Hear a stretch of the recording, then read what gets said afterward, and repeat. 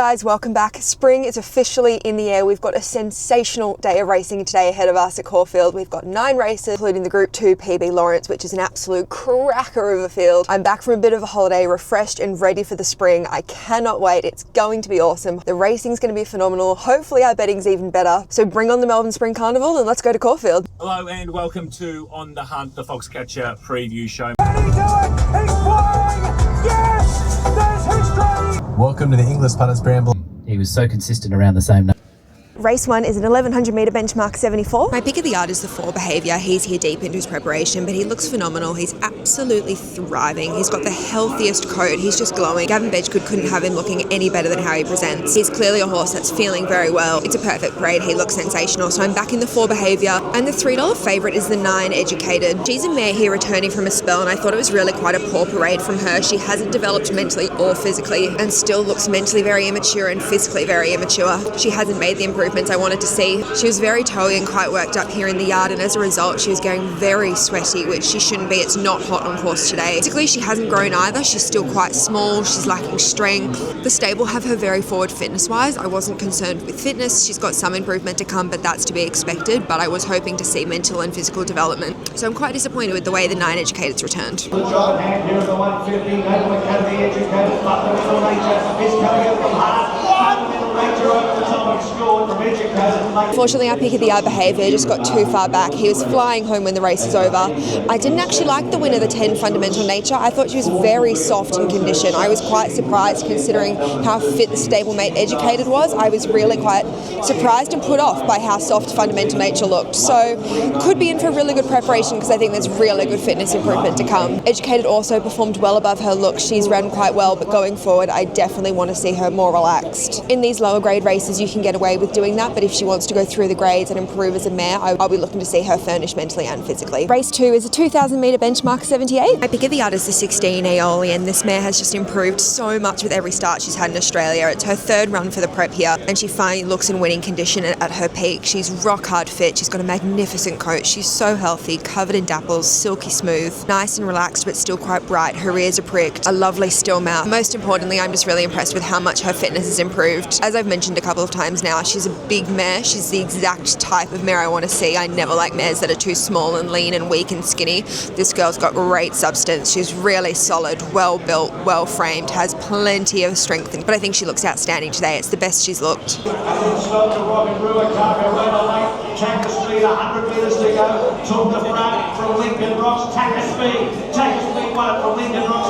That was just the strangest race. I've got no idea what happened there. So I had the winner Speed in my top 4. He looked great. He always looks good. He's a beautiful horse. Typical from the stable, they are often presented in terrific condition. So I'm not surprised at all he won from the yard. He looked great, but that was just a very, very strange race. Aeolian, let me know your thoughts in the comments, because obviously judging and criticising performances isn't my job. I leave that to the form guys. So let me know your thoughts in the comments on how Aeolian performed. Let me know your thoughts, because I don't know what to make of her performance. And the favourite Smurg is a horse I have never liked in the mounting yard. I think he always looks poor. He's a very unattractive horse, and I thought he looked very ordinary once again. But I don't think my yard opinion of him is very relevant at all. I think form's his best guide, because even deeper into his preparation last campaign, he still looked poor in my opinion. So didn't like him here, but the yard's not your best guide for Smurg. That truly was just the strangest race. So the winners paid $18, seconds paid $40, thirds paid $110, and fourth has been $21. Race 3 is a 1400 metre benchmark 78 for the fillies and mares. Not overly confident on who's going to win the race. I thought a lot of these mares presented in really good condition, but I am laying the 14 Miss Apprehend. She's a mare I've liked all preparation. She's a very good looking horse and she looks good once again.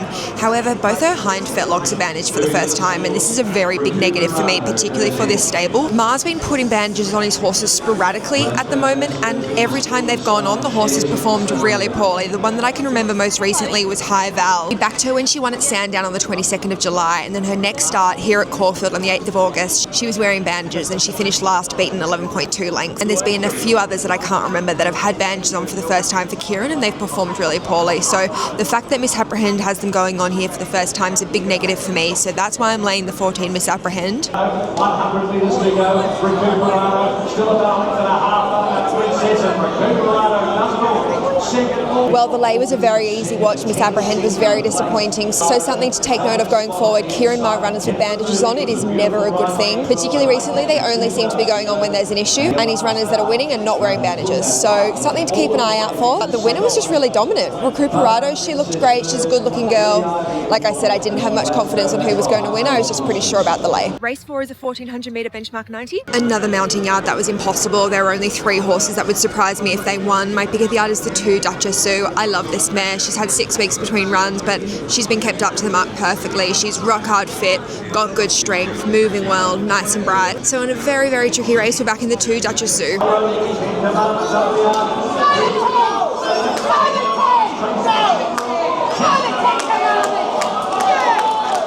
Well, Duchess Sue was very disappointing. No idea what happened there. She certainly had every chance and did absolutely nothing. And the winner, 10 Commandments, he looked great, always looks good. Another one who'd had gap between runs, but looked awesome. Like I said, it was an impossible race from the yard. I had no confidence. But we are now 4 races down and we're yet to back a winner. So I'm going to get grumpy.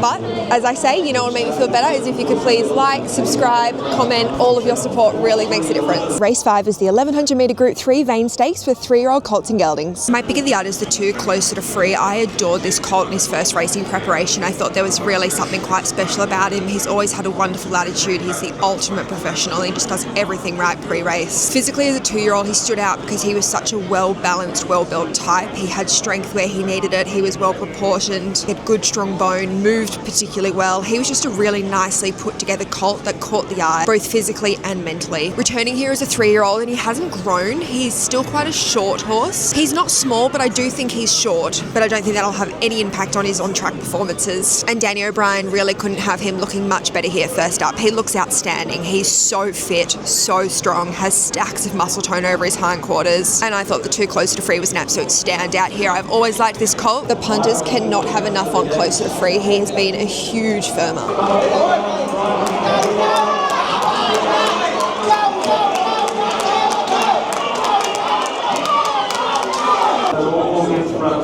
Well, I'm pretty speechless, to be perfectly honest. Closer to Free was very disappointing.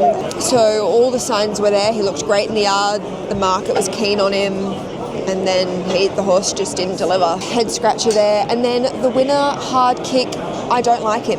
I have never liked him as a horse. His attitude today was better than what it was last start, but that's not saying much because last start was just appalling. Today was bad. It was better than appalling, but he's still very mentally immature in the yard. He's just got no idea what he's doing. He's so toey and worked up. Wasn't as sweaty today. That was the main thing that had improved, which is the main thing because when they're sweating up, that's when they're really using excess energy. Again, put your thoughts in the comments and let me know what you think because I'm feeling very disheartened after that race. The horse I do want to follow though is the 8 Organised Crime who finished second. He is the most handsome colt. Other than Guest House, I'd say he's the second most handsome horse I've seen as a 3-year-old.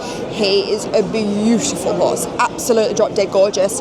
He again was quite toey here and I thought he was a touch soft in condition. I think he had improvement to come, so he's definitely the one that I want to follow because he's got mental and physical improvement to come and he is just stunning. So I'll be following the 8 Organised Crime, and well done to you if you stuck with Hard Kick. He opened $3.60 and he started at $8. Race 6 is the 1100 metre Group 3 Quizette Stakes for the 3-year-old fillies. My pick of the yard is the 5 Natural Fling. She was a gorgeous 2-year-old and she's a stunning 3-year-old. She's returning in sensational condition. She looks brilliant here first up. She's a lovely type of filly. She's so strong, well developed, has strength where she needs it, has a great base of fitness, plenty of muscle tone. I love her attitude. She's always been the ultimate professional. She's so relaxed and cool walking around the mounting yard. She moves particularly well. She's just a really gorgeous girl who you can't help but admire in the yard. So we're back in the 5 Natural Fling. I'm laying the 1 Lara Antipova here for the place, something I very, very rarely just don't do, but I really quite despised this filly's parade. She's having her first start in Australia. She's a filly who's come over from New Zealand. She's actually undefeated. She's won 4 of her 4 career starts. I just thought she looked really quite poor here. She's got Equicast and synthetic hoof filler on for the first time. Both of those are a concern for me, but more so her attitude. She was very tense and got quite sweaty the longer she was in the mounting yard. She's got a very poor coat. It was rough in texture, dull in colour, and didn't look to be healthy whatsoever. And physically, she's very lean and weak. She looked soft. She had no muscle tone over her hindquarters. She looked underdeveloped. It was a very underwhelming parade, and I was really quite disappointed. I was really excited to see this filly. So I'm laying the 1 lara antipova the place. So once again, we're agreeing with the market, unfortunately. The 1 lara antipova has been a huge drifter, and the 5 natural fling, who's the pick of the yard, has been a huge firmer.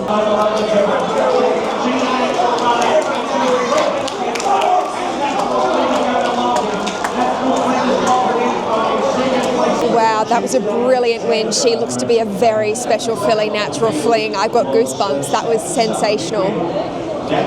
She just does it so easily. She is a natural. It's so impressive, and she is gorgeous. She's an absolute darling. Adore her. Wow, she did that so easily. She looks like Dad. She is gorgeous. We finally backed a winner. The place lay was successful. So if you liked Lara Antipova today, you could be forgiving. She has plenty of improvement to come, but I do think she's going to be a better filly in 12 months' time. She's got mental and physical maturity to come, and she's obviously got issues with her feet that the stable is trying to manage, so lots of excuses for her, but I'd be waiting to see all of that improve. Race 7 is the feature race of the day. It's the 1400 metre Group 2 PB Lawrence Stakes. My pick of the yard is the 7 Cosmic Crusader. He has improved so much from his first up parade. He strips much fitter. Although he got quite feisty and fired up going out onto the track, this was far more relaxed. He wasn't hot and sweaty, and for a horse like him, I'd rather him be quite switched on and bright than sleepy and dour. So I'm really keen here on the 7 Cosmic Crusader just because how much he's improved. Spring as well and truly in the air for the Group 2 PB Lawrence. The fielders send her up.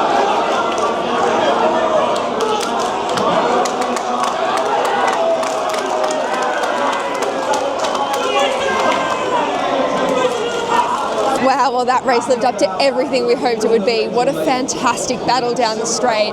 Cosmic Crusader, he could be something very, very special. I can't wait to see what he does the rest of the Spring Carnival. Private Eye was brilliant. He returned in such good condition. Joe Pride really couldn't have had him looking much better here first up. We backed Cosmic Crusader, we backed the Exacta. Unfortunately, Pinstriped couldn't get third for us. He finished 4th. They had him in the exotics as well. Race 8 is the 1200 metre listed Regal Roller Stakes. My pick of the yard is the 9 Shadavar. This mare is returning from a spell, so she's here first up, and she has furnished into a beautiful mare. She's really developed physically. She's strengthened up, thickened up, filled out into her frame. She's got so much more muscle and strength on her this time in, and I'm just really impressed with her physical condition and how much she has developed and furnished. Mentally, she's a piece of work. She's absolutely psycho. That's very normal for her. She doesn't get sweaty, which is the main thing for me, so she's not hot and bothered. She's just a psychopath.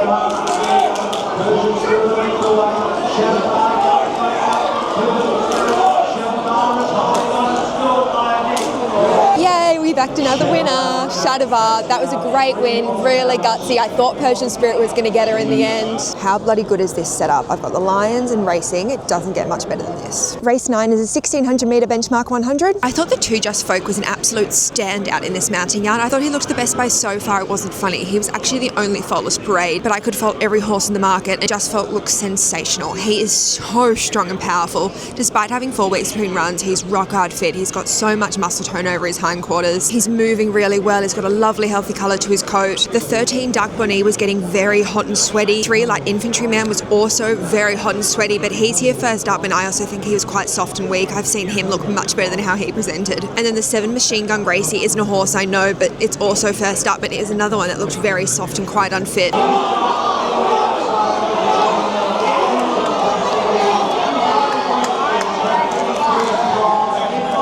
Unfortunately, Just Folk didn't win.